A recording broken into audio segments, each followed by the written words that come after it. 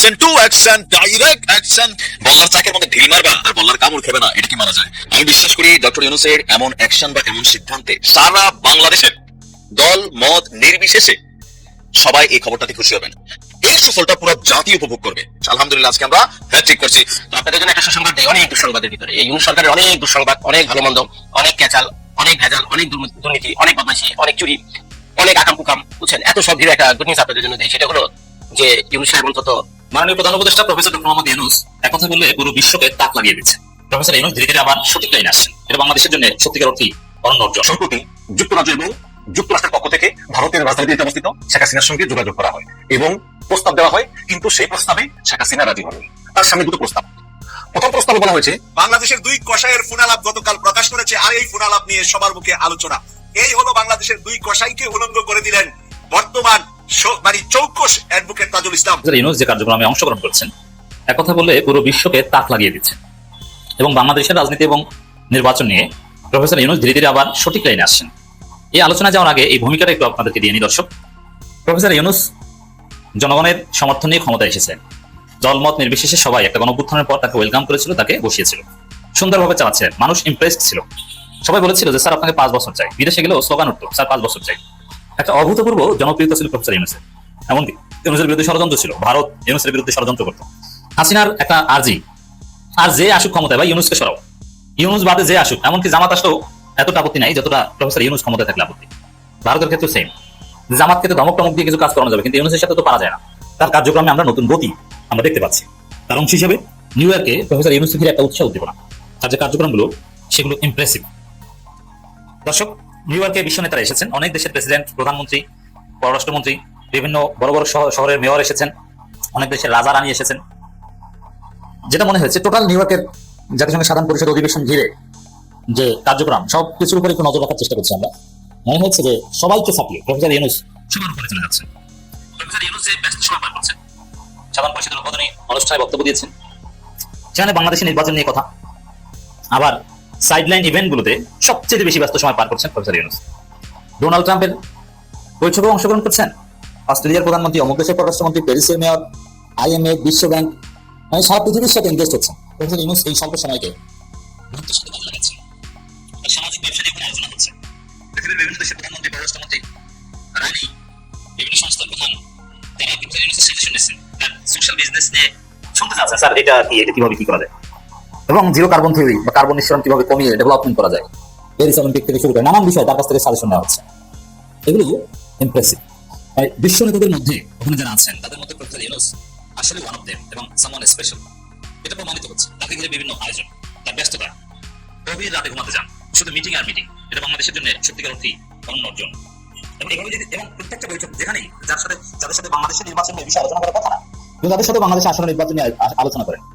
এর মধ্যে দিয়ে টোটাল পৃথিবীকে আসন্ন নির্বাচনে এনগেজ করার চেষ্টা করছে। এটা আমরা কি চাই? আগামী নির্বাচন ফেব্রুয়ারি ডিসেম্বরের সমস্যা, আমাদের কনসার্ন হচ্ছে সুষ্ঠু নির্বাচন হবে। সুষ্ঠু নির্বাচন হচ্ছে ডোমেস্টিক যে রিফর্মস, জুলাই সনদ বাস্তবায়ন, অন্যান্য সংস্কার বাস্তবায়ন, সংবিধান সংস্কার, এগুলো তো করতেই হবে definitely. At the same time আন্তর্জাতিক কমিউনিটি এনগেজমেন্ট, বিশেষ করে বিএনপি পরাজয়ের পর ফলাফল মানবে কি মানবে না, এই ক্ষেত্রে গুরুত্বপূর্ণ ভূমিকা পালন করবে। সেই জায়গায় প্রফেসর ইউনূসের এই কার্যক্রম সবাইকে এনগেজ করার চেষ্টা অত্যন্ত তাৎপর্যপূর্ণ। দর্শক, US special envoy on South Asia Paulson chief adviser, সেই ডোনাল্ড লুর জায়গায় যিনি ছিলেন, দীর্ঘ বৈঠক হয়েছে। IMF এর MD, তার সাথে দীর্ঘ বৈঠক হয়েছে প্রফেসর ইউনূসের, এবং তারা impressed. Chief adviser professor Mohammad Yunus delivered the following keynote speech at UN high level side event on social business. এর মানে ওইখানে প্রফেসর ইউনূস এই সোশ্যাল বিজনেসের কি প্রপোনেন্ট কিন্তু প্রফেসর ইউনূস। তো জাতিসংঘের সাইড ইভেন্টে প্রফেসর ইউনূসের সোশ্যাল বিজনেস নিয়ে আলোচনা হয়, সেমিনার হয়, এবং সেখানে কিনোট প্রেজেন্ট করেন প্রফেসর ইউনূস। বুঝতে পারছেন? দীর্ঘ বক্তব্য। Former British prime minister Gordon ব্রাউনের সাথে সাক্ষাৎ,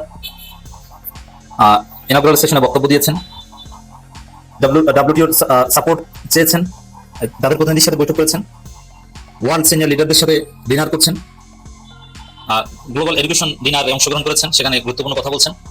অভাব নাই, এরকম দীর্ঘ তালিকা। প্যারিসের মেয়র থেকে শুরু করে অনেকের সাথে দেখা সাক্ষাৎ, ওয়ার্ল্ড ব্যাংকের প্রেসিডেন্টের সাথে দেখা করেছেন, বিভিন্ন দেশের রানীর সাথে সাক্ষাৎ করছেন। অসাধারণ কামব্যাক প্রফেসর ইউনূসের।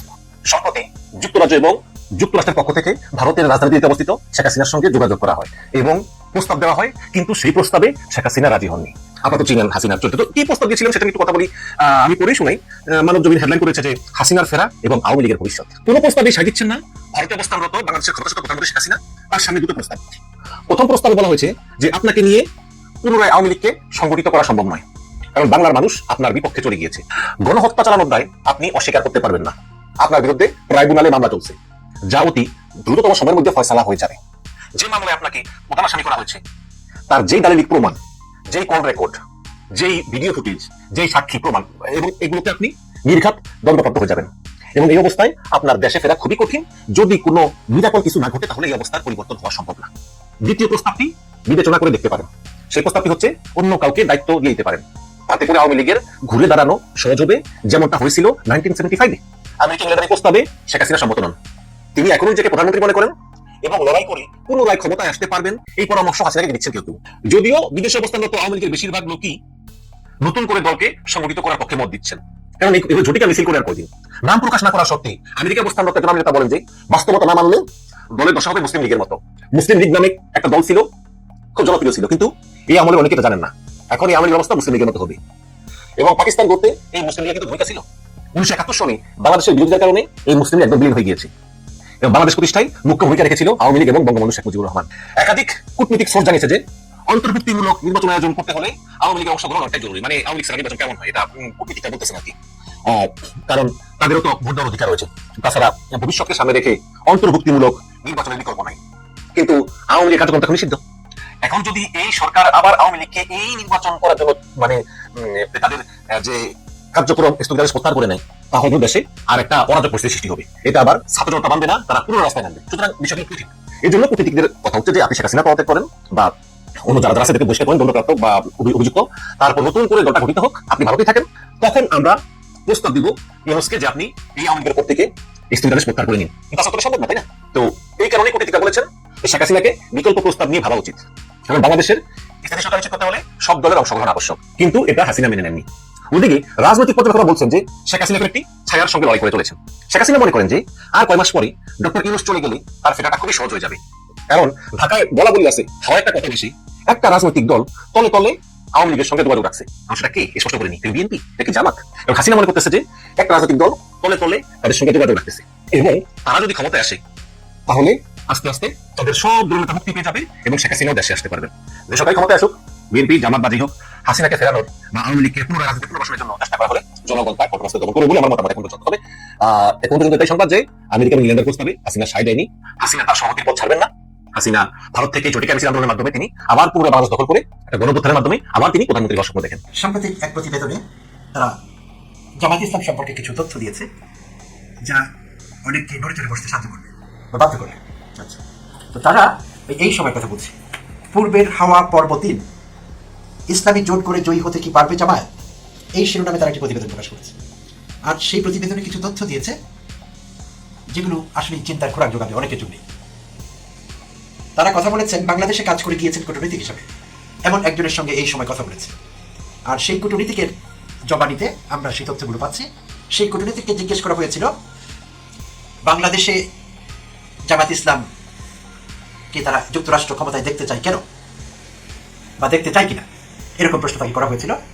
তো তিনি 5টি কারণ উল্লেখ করেছেন কেন যুক্তরাষ্ট্রের চোখে জামায়াত একটি পছন্দের দল এবং জামায়াত ক্ষমতায় আসলে যুক্তরাষ্ট্রের কোনো আপত্তি নেই বা তারা চায় আসলে জামায়াত বাংলাদেশের ক্ষমতায় আসুক।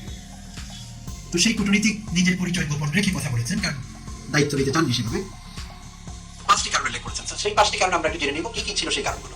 যে কারণগুলো উল্লেখ করেছেন, প্রথমটি হলো তাদের নেতারা উচ্চশিক্ষিত। জামাত ইসলামের নেতৃবৃন্দকে সেই কূটনীতিক উচ্চশিক্ষিত বলে আখ্যায়িত করেছে এবং বলেছেন তারা বাণিজ্যিকভাবে অত্যন্ত সফল। তো প্রিয় দর্শক, আমাদের জানা আছে জামাত ইসলামের বিভিন্ন ব্যবসা প্রতিষ্ঠান আছে বাংলাদেশে, হসপিটাল থেকে শুরু করে ইউনিভার্সিটি, আইটি কোম্পানি, এরকম ব্যাংক, বিমা, এরকম অনেক কোম্পানি বা প্রতিষ্ঠান তাদের আছে। তো কূটনীতিক বলছেন যে তারা ব্যবসা সফল। হ্যাঁ, সেই ব্যবসাগুলো সফল নিঃসন্দেহে, এবং সেটি তাদের দলেরই শক্তি, যেহেতু দলের অর্থায়নে সেগুলো হয়েছে, সেগুলোর আয় ব্যয় দলের ভালো মন্দের সঙ্গে যুক্ত। তাই সেই কূটনীতিক বিষয়টিকে সফলতা হিসেবে দেখছেন যে তারা উচ্চশিক্ষিত এবং তারা সফল আর্থিকভাবে বা ব্যবসায়িকভাবে। দ্বিতীয় কারণটি তিনি বলেছেন তাদের ম্যানার্স বা আচরণ খুব ভদ্র, সভ্য, কথা বলা যায় তাদের সঙ্গে। তো এই কারণগুলো কিন্তু উঠে এসেছিল এই ডাকসু নির্বাচন সময়, যে কি কারণে ছাত্র নেতারা শিবিরের সাধারণ শিক্ষার্থীদের মন জয় করতে পারলেন। বিশেষভাবে সাদিক কাইম এবং এস এম ফরহাদ এজিএস পদে যিনি জিতেছেন, সবগুলোতেই তারা ভূমিধর জয় পেয়েছেন। তো তাদের আচার ব্যবহারের কথা উঠে এসেছে বিভিন্ন সময়, আমরা দেখেছিও অন্যদের সঙ্গে তাদের ইন্টারাকশনস আলাদা করে চোখে পড়েছে আমাদের। তো সেই কথাটি সেই কূটনীতিক উল্লেখ করেছেন যে যেহেতু ছাত্র শিবিরেরই একটি প্যারেন্ট অর্গানাইজেশন বা জামায়াতের ভ্রাতৃপ্রতিম সংগঠন ছাত্র শিবির, তো তাদের আচরণ বা ম্যানার্সটি উঠে এসেছে জামায়াতের কর্মী বা নেতৃবৃন্দ গুড ম্যানার ধারণ করে তারা, তাই এটিও যুক্তরাষ্ট্রকে প্রভাবিত করেছে তাদেরকে পছন্দ করবার জন্য। তৃতীয় কারণটি তারা বলেছে, তারা ফেলে আসা ইতিহাসের কোনো একটি সময়ে ভিন্ন পদক্ষেপের কারণে বাংলাদেশের শাসক দলের হাতে নির্যাতিত ও মানবাধিকার বঞ্চিত। তারা ফেলে আসা ইতিহাসের কোনো একটি সময়ে ভিন্ন পদক্ষেপের কারণে বাংলাদেশের শাসক দলের হাতে নির্যাতিত ও মানবাধিকার বঞ্চিত। তো এখানে মেন করা হয়েছে মুক্তিযুদ্ধের কথা। জামায়াত ইসলামের মুক্তিযুদ্ধের ভূমিকাটি বিতর্কিত, কারণ তারা মুক্তিযুদ্ধের বিপরীত অবস্থান নিয়েছিলেন। তো সেই জন্য দলটির ভূমিকা বিতর্কিত এবং এটি নিয়ে বিতর্ক এখনো থামেনি, চলছে। বিভিন্ন মহল থেকে বারবার দাবি করা হচ্ছে জামায়াত যাতে আনকন্ডিশনালি অ্যাপোলোজাইজ করে পুরো জাতির কাছে। সম্প্রতি আমরা লক্ষ্য করেছি জামায়াতের আমির জনাব শফিকুর রহমান অ্যাপোলজি একটি দিয়েছেন যে আমাদের থেকে যদি কোনো ভুল ত্রুটি হয়ে থাকে তাহলে আমরা ক্ষমা চাইছি, বাট সঙ্গে কিছু শর্ত তিনি জুড়ে দিয়েছিলেন, অর্থাৎ সেই অ্যাপোলজিটি আনকন্ডিশনালি আসেনি, কন্ডিশনাল অ্যাপোলজি ছিল। তো যাই হোক, জামায়াতের সেই বিতর্কিত ভূমিকার জন্য আওয়ামী লীগ আমলে শেখ হাসিনা জামায়াতের সেই যুদ্ধাপরাধের জন্য যাদের দায়ী করেছেন বা যাদের বিরুদ্ধে কথা আছে যুদ্ধাপরাধের সঙ্গে সম্পৃক্ততা আছে তাদের বিচার করেছেন শেখ হাসিনা, কিন্তু সেই বিচারটি ন্যায় বিচার হয়নি, কোনো প্যারামিটার না। আন্তর্জাতিক বিশ্ব বিচারটিকে ভালোভাবে দেখিনি, আমরা ভালোভাবে দেখিনি। আমরা বুঝতে পারছিলাম যে হাসিনা খুব তড়িৎ গতিতে বিচারের যেসব প্রসিজারাল স্টেপস আছে সেগুলো ঠিকঠাক ফলো করা হয়নি, গায়ের জোরে বিচারটি করেছেন। জামায়াতের কোনো নেতাকর্মীর বিরুদ্ধে যদি মানবাধিকার বিরোধী বা মানবাধিকার লঙ্ঘনকারী কোনো ব্যাপার থাকে নিশ্চয়ই তারা আইনের আওতায় আসবেন, আইনের ঊর্ধ্বে কেউ না, বাট ন্যায় বিচার পাবার অধিকার তাদেরও ছিল। কিন্তু জামায়াতের কয়েকজন বড় নেতাকে হাসিনা মৃত্যুদণ্ড দিয়েছিলেন এবং তারা ন্যায় বিচার পাননি, এটি বিশ্বব্যাপী স্বীকৃত, আলোচিত, চর্চিত। তো সেই জন্য যুক্তরাষ্ট্র এই বিষয়টিও উল্লেখ করেছে যে তারা নির্যাতিত, তাদের মানবাধিকার লঙ্ঘন হয়েছে। 4 নম্বর কারণটি তারা বলেছেন, সেই কূটনীতিক জামায়াত গণতান্ত্রিক ব্যবস্থায় বিশ্বাস করে। অন্যান্য দল যেরকম যেমন বিএনপিকে মধ্যপন্থী দল বলা হয়, জামায়াতকেও তারা সেই চোখে দেখছে এখন মানুষ, এবং বলা হয়েছে যে জামায়াত তাদের চোখে জামায়াত গণতন্ত্রে বিশ্বাস করে। 5 নম্বর বা শেষ কারণটি বলেছেন, ইসলামী শক্তি হলেও জামায়াত তালেবানের মতো পিছিয়ে পড়া নয়, বরং প্রগতিশীলই বলা যায়। জামায়াতকে একই সঙ্গে যুক্তরাষ্ট্র ইসলামী দল বলছেন এবং তারা একটি অ্যানালজিও ড্র করেছেন, একটি সাদৃশ্য টানবার চেষ্টা করেছেন। যেমন তালেবানের কথা শুনলেই অনেকের ভয় লাগে, ভীতির সঞ্চার করেন তারা অনেকের মনে, এবং একটি পশ্চাৎপদতার প্রতীক হয়ে উঠেছেন তারা নানা কারণে আফগান তালেবানরা। তো সেই জন্য যুক্তরাষ্ট্র সেই চোখে দেখে না জামাত ইসলাম। তারা বলেছে যদিও ইসলামী দল, বাট জামাত ইসলাম প্রগতিশীল, তাদেরকে একটি প্রগ্রেসিভ দল হিসেবে দেখছে, তারা তালেবানদের মতো কট্টরপন্থী হিসেবে দেখছে না। তো এইটিও কারণ যুক্তরাষ্ট্রের পক্ষ থেকে বা যুক্তরাষ্ট্রের চোখে জামায়াতের পছন্দনীয় হয়ে উঠবার জন্য।